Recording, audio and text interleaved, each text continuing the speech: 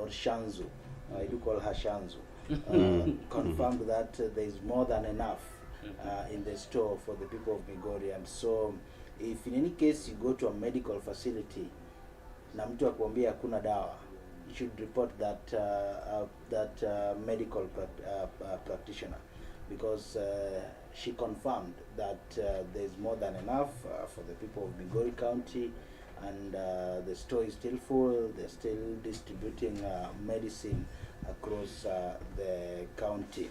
Now, on that note, many times there have been talks that Migori County government is doing very little when it comes to hospitals, when it comes to health facilities, and when it comes to medication.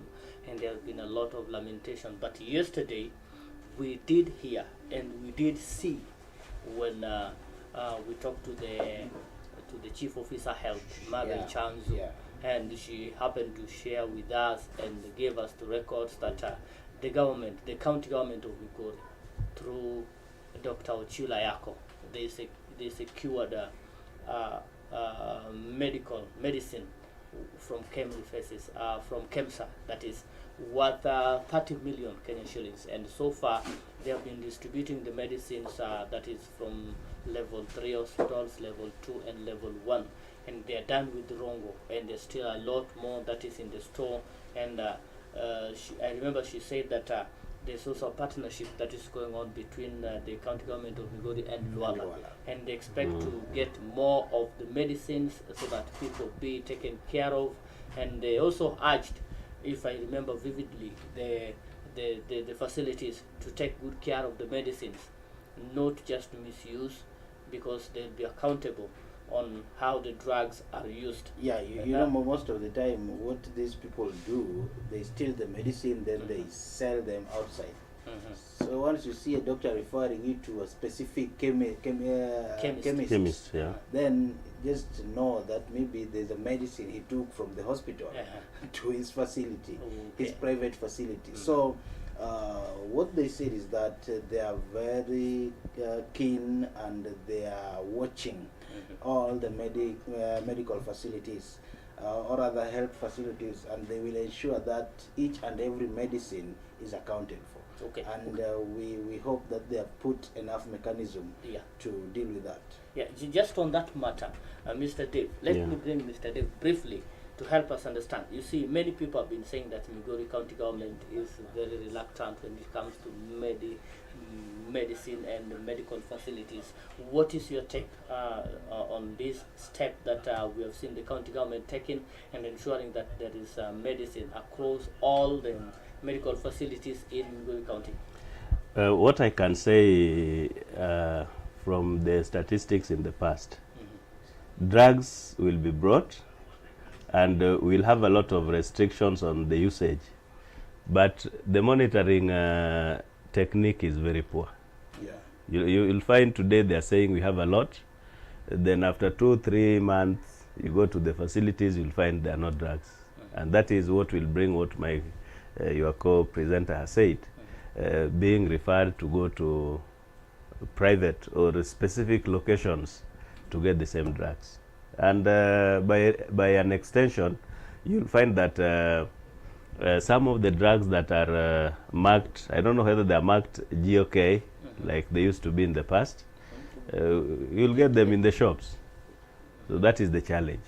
The drugs could be there, but the monitoring technique may be very poor.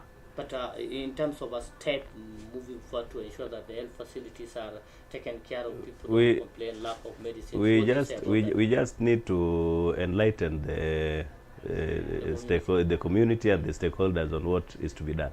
And by the way, when they say you complain, to who? Because getting the in-charge medical may not be easy as they say in the media. Okay. But I think we really need to be optimistic that in whatever happens, the medicines are there. And I think she told us that her office is wide open. You can reach to our office. We need to watch the space. We need to watch the space. And again, we need to visit the facilities to confirm if the drugs are there. Because these are hospitals we can reach. We can go to Ragana, we can go to Kuria, we can go to Nyamanga. Deep is just... from her statement yesterday, she made it clear that they are done with the Rongo, the distribution in Rongo County. And they're done. building facilities. It's done. Yesterday, Facilities. Nyatike, Yes. Nyatike and Kuria East, Kuria West had. They were so- undergoing So we hope distribution the cases And of we were- mortality rate is going to reduce. If, yesterday. if drugs are there, then people should not die. Yeah. Yeah. So we really say kudos to Let's be Ministry. optimistic, to our governor. Yes, to the And the governor team, and eh? to the Chief Officer Health, and also to Minister for Health, Chief that is Waziri Opondi. We see you are doing a great job, and we say congratulations. Lennox, continue giving us more of what happened in Migori County. Yes, so we are moving to the sad news. Is that a 19-year-old boda rider lost his life. The 19-year-old boda rider was from Taranganya in Kuria West constituency, and he had a customer, and he was taking the customer through the Angata Barikoi border. And you know, in Angata Barikoi we've had the borderline clashes. Yeah, as a very big problem. So in the process, the police officer around the area tried to stop them, but it's like they decided to continue with their journey. So walipofika mbele, they were shot using arrows. They were shot By So- the police officers or by the public? by the criminals. You know, police officers, they don't operate arrows. So that's why I think the police officers were trying to tell them it is dangerous the other side, but maybe they thought the police officers want to arrest them, something like that. So the customer survived because alienda kajificha. Then the other guy, he was shot 3 arrows. The criminals went ahead, wakamchinja kama kuku, and the parents, the mother, was really sad. It was a sad moment for that family in Taranganya, and we just hope that the Angata Barikoi border clashes will be resolved soon, because according to the Ntimaru West MCA, who comes from the area where the incident took place, said that they are still optimistic, because recently the president visited in Ntimaru and promised that the Angata Barikoi borderline clashes will be solved in a win-win situation. Like the bone of contention there is that land. So the president promised that each and every community will have half of the land, because we've seen the Kipsigis side, they are really fighting the Korea side, and so the boy was killed by the criminals from the Kipsigis side. And the MCA cautioned people who are moving to that area to at least ask around whether there is any danger before proceeding with their safaris, because you know, in that area, once you are a stranger, then your cannot life survive. is at risk. Once you are a stranger, your life is at risk. So he told people to tread cautiously and ensure that any time they're traveling to that area, then they ask around whether there is danger ahead or whether it is safe to cross. If it is not safe for them, then they should just go back, because you know, life is so precious. So I really feel for the family, and I really hope that the government will intervene, because I really feel for the Korea community people, because just the other day they lost one of their son who was a musician, who was allegedly beaten by mob in Migori County. You know, it was also a sad moment for them.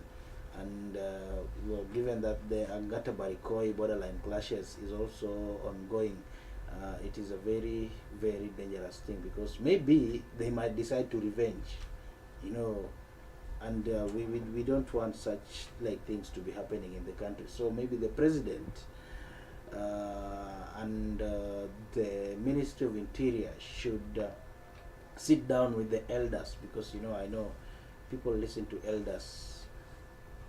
They should sit down with the elders from both sides, from the Kipsigis community, from the Korea community, so that at least that borderline clashes can be solved. Because most of the time, the Kuria community, they tell their children, the bones of your ancestors are there.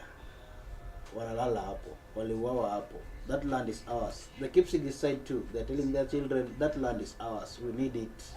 Your ancestors are there. Your ancestors were killed because of that land. So, you know, it is something that is fueling violence each and every day. So the government should come in. Is it the president or the minister of interior? The president and the minister of interior, because the president is the overall, and the ministry of interior should come in and ensure that it is resolved. Because the president promised that it should be a win-win situation for them. So we just hope that it is resolved as soon as possible. Now, Mr. Dave, looking at what has been happening in Angata Baragoi, a lot has been happening. Actually, within a span of like 3 months, you'll hear there's another incident. Because remember, just 3 months ago, we had that borderline clashes, and many people lost their life. And again, there is this, as an education expert, we realize that in such areas, education don't do so well. So what is your take? What would you have to advise or say about the Angata Baragoi? What I can say, according to the report that you are getting, there can never be a win-win situation in areas which are prone to clashes, especially along the borderline. What the government should do, there should be a strategy that can be used to reduce that kind of conflict.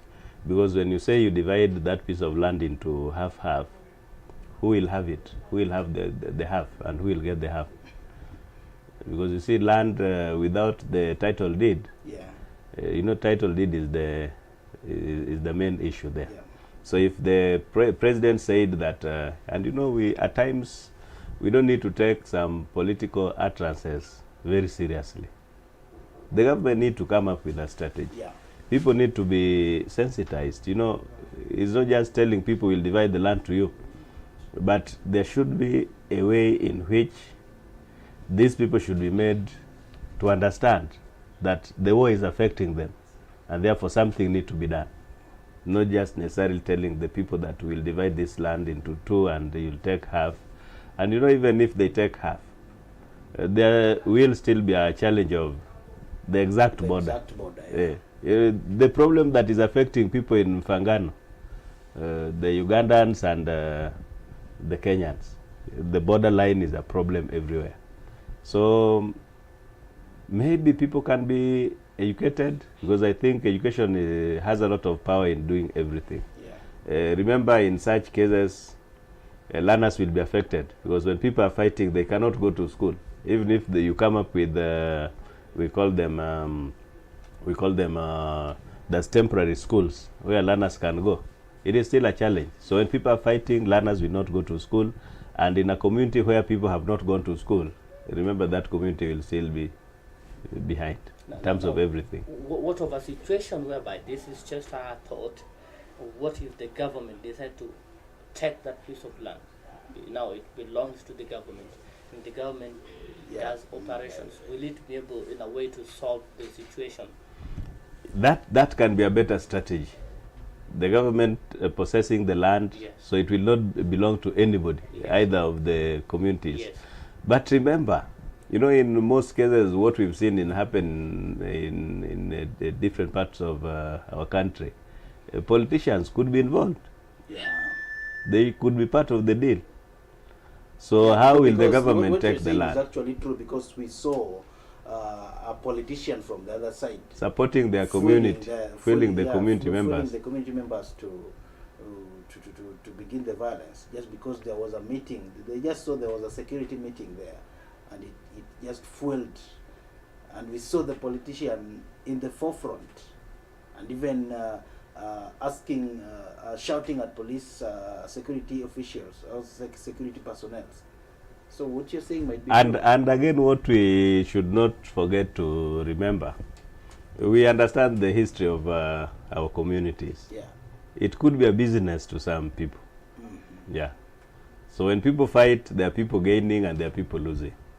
So to the common wananchi, you may say they are losing. But to some other people, a class of people in the country, they could be gaining. Why should a politician support something which is eliminating community members? You remember the issue of cattle rustling in Kuria? Yeah, so that could be a way to help them take maybe animals from Kuria to the banditry in Baringo. It's the same thing. It's the same thing happening. Because where do the public get guns to fight? When you go to the exact position, the place where you're talking about, there are a lot of guns. Do you want to say the government is not aware that people are holding the guns? So it could be political. Let us hope that the government is going to do something. So let's just let's say if they take that land, and I hope the police the police patrol base is there. There is a patrol base there. There's the Angata Barikoi police station. Then why is it that the fight is still persisting? So let's hope the government will do something. Yeah, we hope that there will be a stability and learning and normal operations. But it has taken time. The worst part of it is that when you are seen in that area and you look strange, then your life is at risk. There's a language they will speak to you, and if you fail to speak that language, my friend, you are eliminated. You see that's wrong. We live in Kenya. We should live like brothers and sisters, no matter what happens. It is like a story. If you talk about language, it reminds me of a story in the Bible, where there's a section of people who are asked to pronounce certain words, and if you never pronounce those words, then you are killed. Yeah. So I think we don't and again, maybe when you say strangers, what exactly do they mean by strangers? Because does it mean the police officers who were posted there in the early 2000s are still there? Because to me, they will be familiar people to the community members. So if when in a case where new police officers are posted to the place, they will also be eliminated. Because you remember the clip where that was it a Kipsigis politician talked. They talked so bitterly, and they were saying they could even go for the police. Yeah. In fact, they went to the police station. That same day they were in police station, Angata Barikoi police station. Yeah. So look at that courage. So let us just be optimistic that the government will see what's happening, and the government is going to urgently and come up with a solution that will help both the communities involved to live peacefully. Now, moving in still in Migori County, something happened on Monday, and there's a lot that is in it. I have seen you bring a lot. Can you just tell the viewers of what happened on Monday and a lot that's happened in Migori County? Yeah, a lot happened on Monday. We had, most of the time as a journalist, when you go to a function, you have to come with more than two things. Yeah, because during the function we saw women leaders. It was an empowerment program. So apart from the empowerment program, the women leaders condemned Rigathi Gachagua for fueling political of divide or divisive politics, and they wanted him to keep off the government and be out of it. And we saw the women leaders also telling men and women who are living as couples to live in peace. Yeah, they were condemning what we call gender-based violence. And talking about gender-based violence, they encourage people to at least live in harmony, and those who are in abusive relationships should walk away as soon as possible, because once you are in an abusive relationship, then it means that your life might end at any time of the day or of time. And again, another thing that they really talked about is the empowerment program that was going on in that on that particular day, and the Migori County MP Fatuma Mohammed said that her office spent 6 million shillings, while the President William Ruto supported her with another 6 million. So the items there were valued at 12 million shillings, and they were meant to empower the community, women groups, youth groups, schools, churches, and all that. And the Migori County people were very happy, and it was a very good gesture. And very soon, the Migori County MP is going to organize a mega harambe in Nyatike, and we hope it will be a very big one. Okay, and now on matters, we'll just be dissecting them Yeah. as we proceed. Now, we did see, it was a great, we did see the women representative of Migori County, that is Yeah. Fatuma Mohammed, together with all the The women leaders. just coming to Migori, empowering the women. And actually, she said that she has been there for one term. Yeah. And has not even finished her term. And there had been previous women legislatures from Migori, but they never did what she's done. And we know it is in the public domain. Many people are not in support of Fatuma. I don't know why, but going by what we see, what is your take? Do you think she deserves to retain the position? Do you think she is the right person to lead Migori County? Because leading such a delegation, it wasn't an easy thing. Just before you answer that, Yes. you remember, you are somebody who loved the community. Yeah. Was the way of empowering the community, the way she did the empowerment, was it the rightful way? What can you say about the whole thing about empowerment? Empowering, especially women in the society, is a good initiative. But when we empower leaders with an intention of getting a second chance, I think that is a wrong, again, intention. It can be a good initiative with a wrong intention. We want a situation whereby when you want to empower the community, just empower them. When they feel you've done them good and they need to take you again, give you a second chance, then that will be good empowerment. But you know, when you come and you want to empower me and you tell me, you say, those who are here, those who came before me, maybe you find me in a situation and you say I have bought you two loaves of bread, and those who came before me came with nothing. That is a bad intention. But you know, it is normal for a politician to. What I know is that as a politician, you will have to put politics in everything, and you will have to slam your predecessor. In as much as maybe your predecessor did something commendable, but you'll have to say that now I am the best. Yeah, you critique. You'll have to criticize your predecessor. Is that the correct English? Yeah. Predecessor is Mr. correct. Davis, Yeah. like that. Yes. So for politicians, I think it is. They always want to praise themselves. To praise themselves. Politics is their business. What I can add is Kenyans normally have very good plans. Very good plans. Just as we talked about the medical issue. Yeah. Very good plan. And when they are started during the starting point, very good. Yeah. But the problem is implementation is the challenge. Like now, when you say you empower women, this group is not started yesterday. It has been there. The other time they were in which part of Kenya? They have been in Nyamira. They have been in Nyamira. And us, as people who are so much interested in statistics, do you want to say that their visit in Nyamira has empowered the females in Nyamira?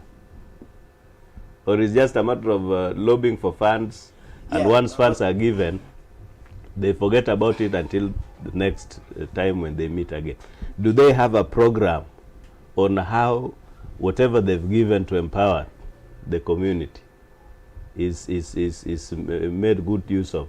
Okay, I think because right now that should be the big question. Right now, if you look at what the politicians are doing, yes, those who are allied to the broad-based government, yes, it is all about empowerment. Every weekend, yeah, you will see a leader somewhere, a section of leaders somewhere doing an empowerment program, and it is something that is going across. And there's very, very same leaders who are empowered doing this empowerment program. So right now, I think it is just a strategy which came to help people retain their posts. Their post, and a strategy maybe to make Kenyans forget about the Gen Z the past experiences, and the broad-based government, because some people from ODM are not for the broad-based government. So they're just trying to convince The public. people, the public.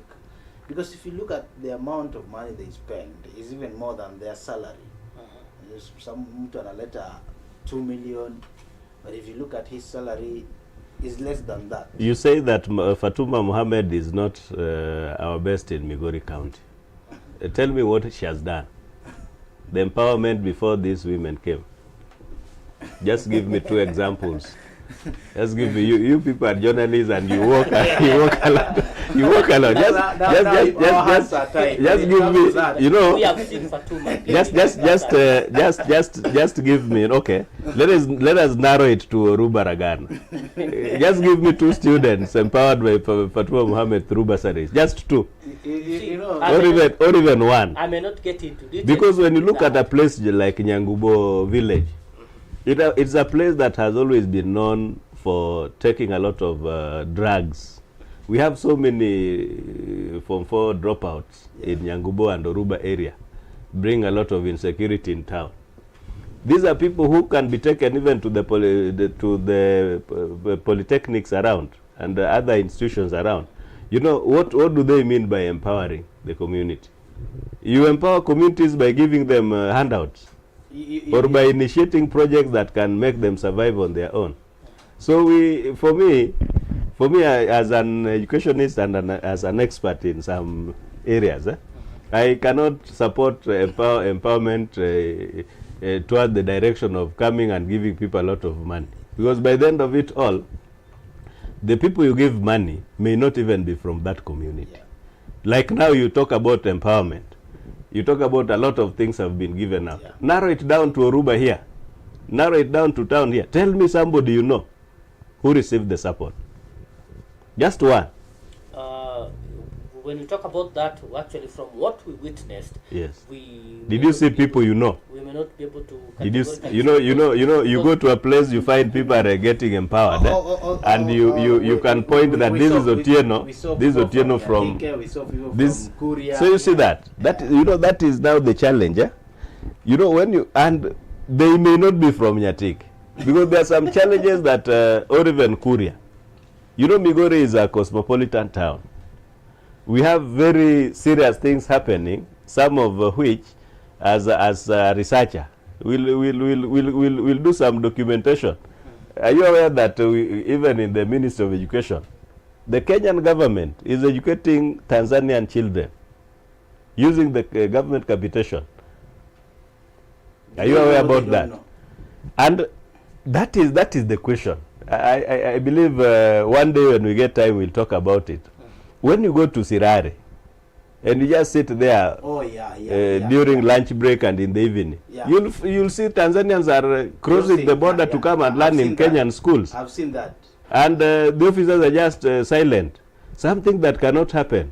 So if we take maybe 1,000 students, because that is just one border, the Sirare border, go to Muhuru, go to other borders of Kenya. Strangers are learning in Kenya. They are using. So when we do our budget with our population, we do it even to outsiders, and that thing is done. And that is why I told you, Kenya, the problem is the programs we have as Kenyans are very superb. But monitoring and checking to it that it's only the Kenyan child who gets the benefit from the government capitation is a challenge. I even today, when you go to the border, you'll see the Tanzanians crossing the border I've seen that. to come and learn in Kenya, and lunch break they go back to Tanzania. But again, you see, that is prone to happen in the border areas, because sometimes it is very difficult to differentiate who is a Kenyan or she is. But we have a way of identifying a Kenyan, either by birth. Kenyans are identified by birth. When we want to know whether you are a Kenyan, past 18 years, we look at identification card. When you are young, we look at your birth certificate. Now, for instance, a child is born, maybe they live along the border. Yes. During the times of delivery, maybe it came with a complication, and the child is transferred to Kenya. Yes.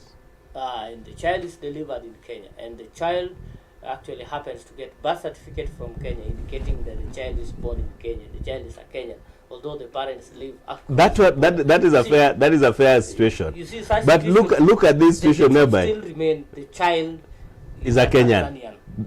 Now look at this. You know what I'm talking about is very simple. Yeah. Go to the border now. Go there in the morning. Go during lunch break and in the evening. When the students are going. Do you want to assume that all those students from Tanzania are born in Kenya and they are staying in Tanzania? No, not really. But we have to be realistic. So that is wastage of resources.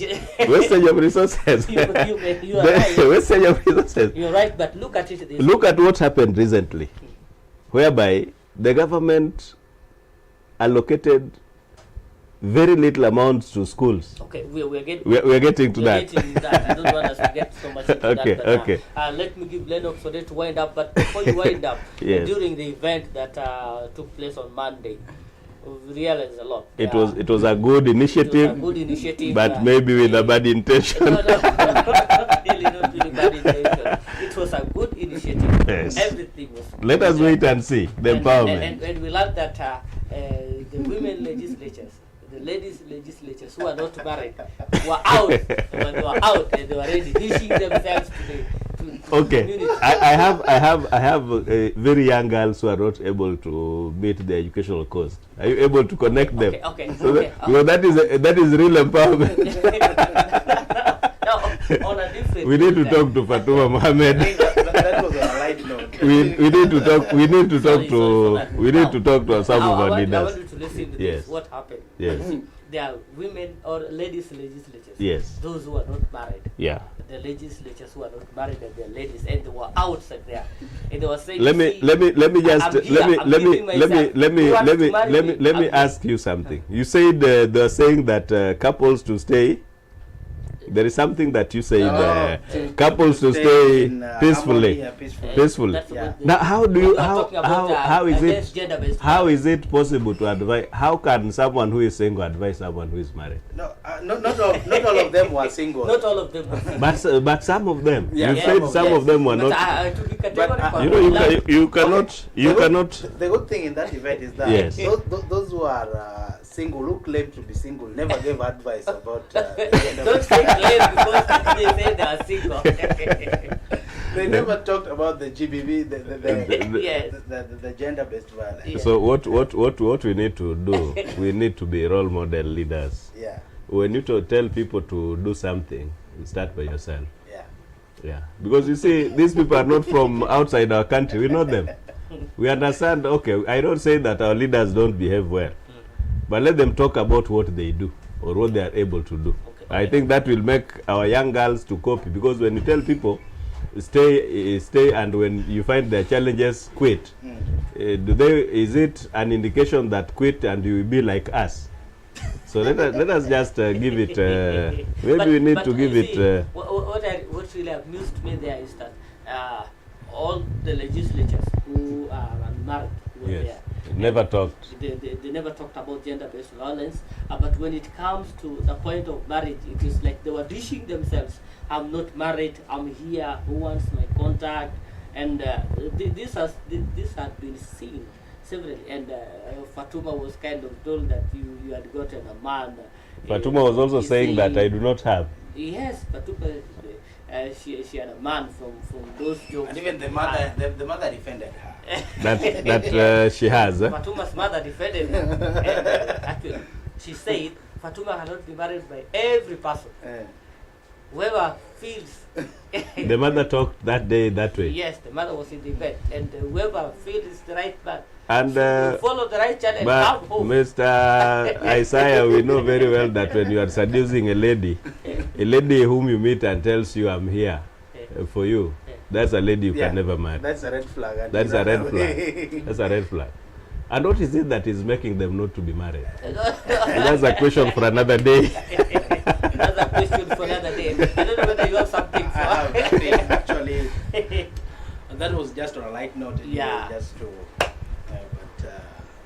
we can continue. So we can continue to something. Yeah. Okay. Okay. Oh, my dear viewers, let us get into what is in the other newspaper headlines. Yeah, and remember we had something to discuss. Yes, Yes. we're getting into that in a little while. But we want to check on what is in other newspapers headlines. Yes. And now, I don't know why I normally begin with the Standard, but in the Standard we see Most preferred now in the newspaper. Standard, on the cover page of the Standard, Yeah. we see tag bosses. Tag bosses. Bosses. And here we see the image of Sakaja, who is the governor. The governor of Nairobi City County. And we also see the acting DIG. DIG. Yes, we are seeing That is this guy from Nyanza. yes, Uh-huh. and we are seeing his picture, and it is written here: when the police marched side by side with rungus, welding goods on Nairobi streets, who were coming from Governor Johnson Sakaja's City Hall office, some wearing county t-shirts while lying between the law enforcement and all that. Now the story is about when you did witness the mandamano, Yeah. rioting, what was it? The riot, there is the It's mad. yeah. A lot of We did see the police, and we did also see some people who came armed with weapons. That is the gloves, the rungus, the pangas and the rest. stones, and all that. And they were fighting those who were demonstrating. And to some point, they are being labeled as people hired by the Nairobi County Governor, Johnson Sakaja. That is in the on this newspaper, that is the Standard. Now moving into the Daily Nation, how chaos was planned in the city. We also see that the Daily Nation are saying that the chaos that happened in Nairobi during the demonstrations The planned chaos. I told you this thing is being planned. Okay, we will get that. And when you look at before that, let me jump to Taifa Leo, because I want to combine the Taifa Leo and the other. Others, yeah. Now the Taifa Leo say inchi ya chemka. That is what is there. Taifa Leo, inchi ya chemka. Napo wanazungumzia wakisema jana waliendelea kuonyesha ghadhabu yao kutokana na jinsi polisi walivyokabili waandamanaji Jumanne, ambapo mchuzi wa barakoa alipigwa risasi kichwani na kunusurika mauti jana jijini Nairobi.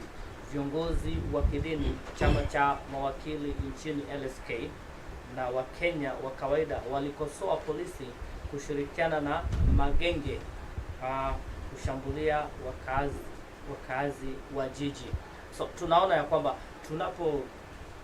when we look at the Taifa Leo, Yeah. and we look at the Standard. Standard, and we also look at the Daily Nation, and the three newspapers, they are talking about what really happened in Nairobi. They are so much focused on the demonstration that were witnessed in Nairobi. I don't know whether you have something to say. We did see there's a man who was shot. The chaos. The head, and fortunately, we thank God the guy survived. He's alive. That's been confirmed. And we also did see a group of people coming out to beat down those who are demonstrating. And we also did see the destruction of properties, and we also did see the police. What do you have to say about the demonstration that was witnessed in Nairobi? Yeah, the current situation of our country is so pathetic. We've seen people subjected to a lot of mistreatment, and all this is about politics. You see, when we say that we have, according to the Standard News, that we have leaders who are thugs. You know, at times they may not necessarily be thugs, but they could be protecting their properties. You know, when you know people are going to demonstrate, and we've seen in the past when people demonstrate, we have a lot of problem of educated unemployment. People who have gone to school, they have very good papers, but they have no jobs. So when they get opportunity where people are rioting, you know, it's like I want to get something that can make me survive tomorrow. And these things they get from people who have invested. And majorly, even when we look at Migori County, those who have invested are not ordinary people. Majority of them are politicians. Some of these are business communities who are not willing to support these educated and employed to come up. You know, that now is the challenge. So when you hear today, and it has happened even in Migori here, whereby some politicians and we are not going to mention names, politicians and business community pay even some security officers to protect their properties. So you see, when you've been paid, then you must be very cruel in ensuring that there is no riot. So that could be what is happening in these our major cities. Okay, Lennox, what do you have to say? Yeah, and I love what the expert has said, that politicians don't like empowered people, because they know very well that once you are empowered, hautamfuata, and that's what they're doing. So what we saw in Nairobi, just like I told you, there are people who are trying to protect their businesses based on what happened the previous day, because we saw businessmen coming out lamenting, even the politicians, some of them lamenting that this thing, hii kitu inatuharibia biashara, you know. So they're just people who are trying to protect their property, because maybe if you pay someone 1,000 shilling to protect your property, which is worth 100 million shilling, you see, it is something that is logical. But now the way that it was being done, and look at the bitterness that we get from the youths. yeah. We've been hustling together along the streets. We went to the university together, but we are working for people who never stepped into a university. So a situation whereby you are eliminated, how do you think I will feel and my other colleagues? And that is the problem with the Gen Zs. Yeah. When they see their colleagues are beaten by people who never stepped into higher learning institutions, they feel so bad. Yeah. You find, I don't say that all police officers are not well educated, but statistically, not all of them are well educated. Yeah. We even have our colleagues who left in Form 4 with grade D or D minus, and some are now holding very big positions. I have a friend whom we went to school with, who is now an OSPD, but got a D minus. We don't say that Form 4 determines how your life will be. But you see, we have ways in which people acquire wealth.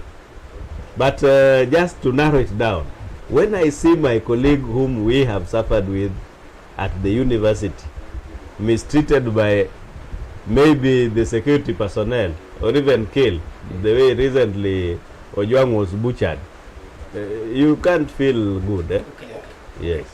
We really, sorry, we only have like 15 minutes. Yes. But we did see on 25th June, there will be a demonstration Yes. in town. There? Demonstration. Demonstration. In town. Last year. Nairobi. This week. This week. Eh? And, this Is it the coming We are next not week? we are not yet in 25th. 25th is just some few days. Yes, I'm saying they have applied. Nani ameitisha maandamano? Yeah, Let me tell you not something. really Maraga. Let but me- they have also, let me- They have also gone to the police and they have issued letter permitting them to picket. But remember, there's someone who ambaye aliitisha hiyo maandamano. Let me tell you something that is happening currently. Yeah. I have been very keen. You know, as a researcher, Yeah. when we walk in town, we don't just walk. Yeah, We walk, you but walk with your ears open. we actively walk. We don't just walk. You walk while listening to what people are saying. Just yesterday, Yeah. when I was escorting my children to school, I met some high school students. I'm not going to mention, and the school. you can just suspect the school I'm talking about. They're saying this current language of the young people, Ocha. Sheng. Yeah? Ocha. Thursday tutakuwa Ocha. Yeah? And remember, Thursday is demonstration. We will go. So you see that kind of blood that is coming up. Yeah. So the young people feel isolated in the management of all the affairs in the country. And they are trying to get a space for themselves. So when there is any form of a demonstration, you'll find people demonstrating even when they do not understand what they are demonstrating for. Yeah. Yeah. And So you know what you're saying, it is the truth of the matter, because during the Gen Z protest we saw some youths coming up and they were known. We had someone like is it Morara? don't mention names. I just mentioned because this is safe for him. We saw someone like Morara. Yes. Is it Morara Kebaso? Someone like that. Yes. And Morara was aligned to some people, some politicians. But right now, if you look at where Morara is, the politicians who have been in politics for the longest time possible, wamemweka kando, because he was a new blood, new energy that is coming up. Sasa unapigwa kichwa, unarudi kaa kando kidogo, wewe bado hujui siasa ni nini. Yet when you look at those people, some of them even contested for presidency in 1997. Some of them have been deputy presidents. Some of them are retirees. They have worked in the political arena for so long. But now that they still want to be relevant, they don't want They're using the new blood. Yeah. So when they use the new blood to come up, but when the new blood want to surpass them, wanampunguza. So let me just add on something there, which I have remembered, and that could be true or it could not be true. Yeah. People are using the youths wrongly to gain their political aspirations. Yeah. Like when you ask who is fueling, who is sponsoring the demonstrations. 25th demonstration. Look at the case of I'm sorry to use this example, but I'm just forced to use it. Look at the case of when Ngondowere was gunned down. Yeah. Within 1 hour, it was all over in the internet. Remember, youths do not have jobs, and someone who does not have a job means may not have resources even to go to the internet and they're very bold. So the rate at which they access the net was alarming. So maybe I can say that what you've just said, that those who have not managed to get positions in the government could be using the youths wrongly to come up. And as they use these youths wrongly, and they're using educated youths, not just youths, they're tapping on the knowledge that these people have, the ICT experts, the medics, the teachers, and the rest. Because Ojwang, when you hear about his story, he was a blogger. And you know bloggers, you know what bloggers normally do. You understand what they do. So it is like somebody, a politician was tapping that knowledge, that sharp brain, to gain political mileage.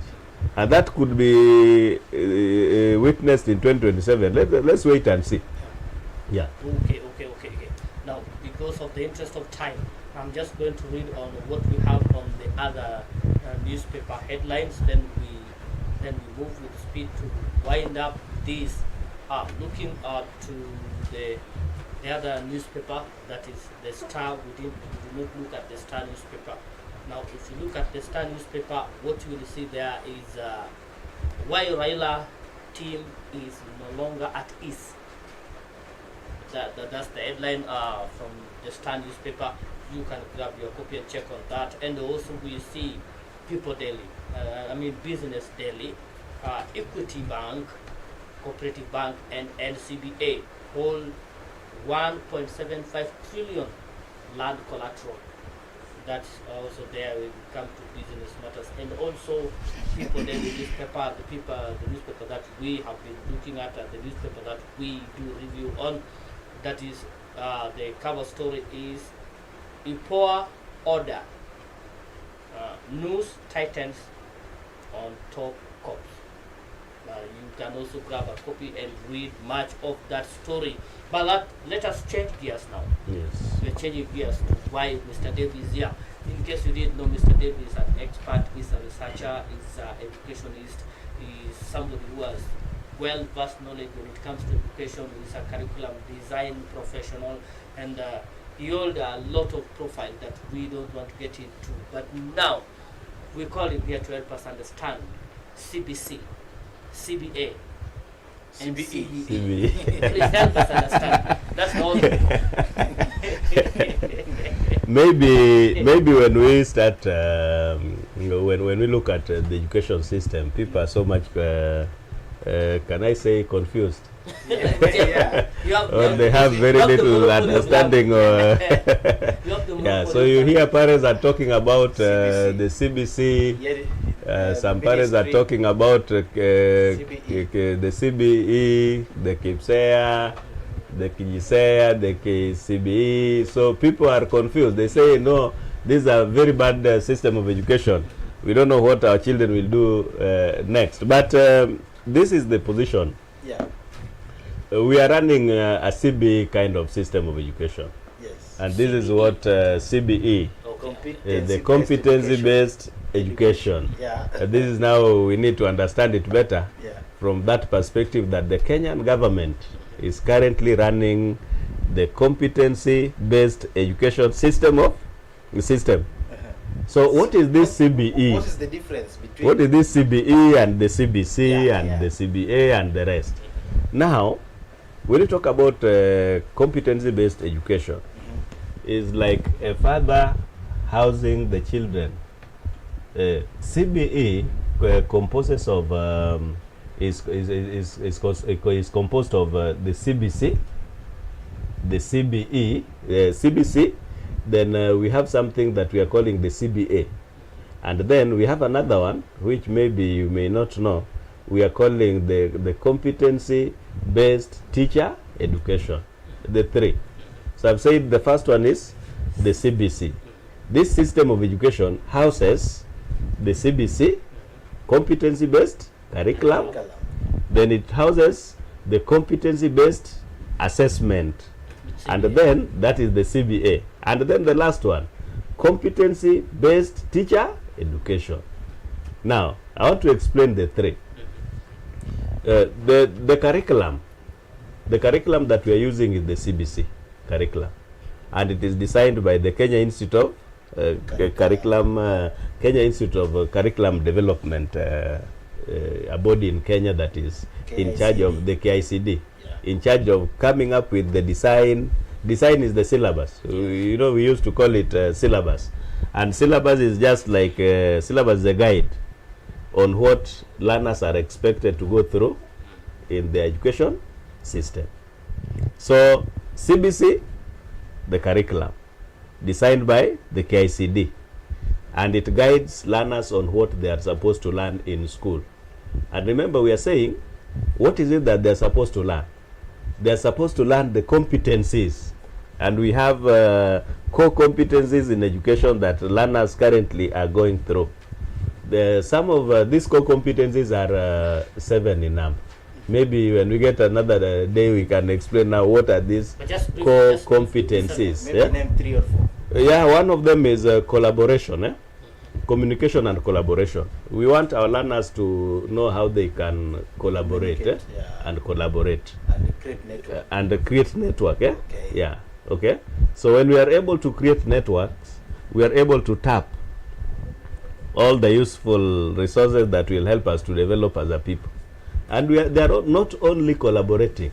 Remember, when they learn in school what this CBC is all about, they are learning so that whatever they learn in school can go back to be relevant when they go back to the community through what we are calling, maybe when they are still in school, they are taught something in school that we call community service learning. That whatever I have learned in school, if it is mathematics related, can I use it back at home to help me develop the community? If it is issues related to ICT in education, is this ICT going to be relevant when I go back to the village? When I learn something and I go back to the community and I realize that my community is facing a lot of challenge, maybe the flooding challenge, the knowledge that I have gained through the CBC in school, remember, will it help me to solve this problem? Is different from what we used to do during our time, whereby we just used to learn. We used to learn, and at times you get somebody has graduated with maybe a master's degree in computer science, but cannot apply the knowledge in the village.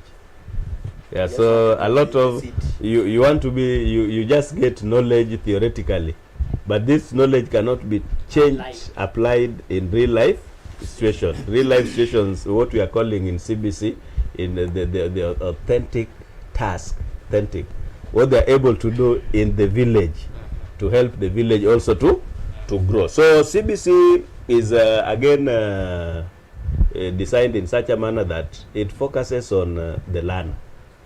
All the concentration is learner centered.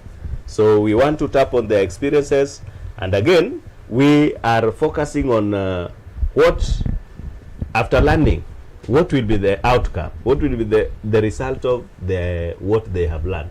So I have learned, and the knowledge that I have, I am able to, the outcome is now I will be able to apply it when I go to the village to help solve the societal problems. So remember, we have so many problems in our society. Yeah. So specifically, they are made to understand, they are given a lot of knowledge, skills, and the attitudes that will help them to survive. Remember, I can say the government thought it so wise to bring in this competency-based education, because it's going to solve a lot of problems. Look at the days we went to school.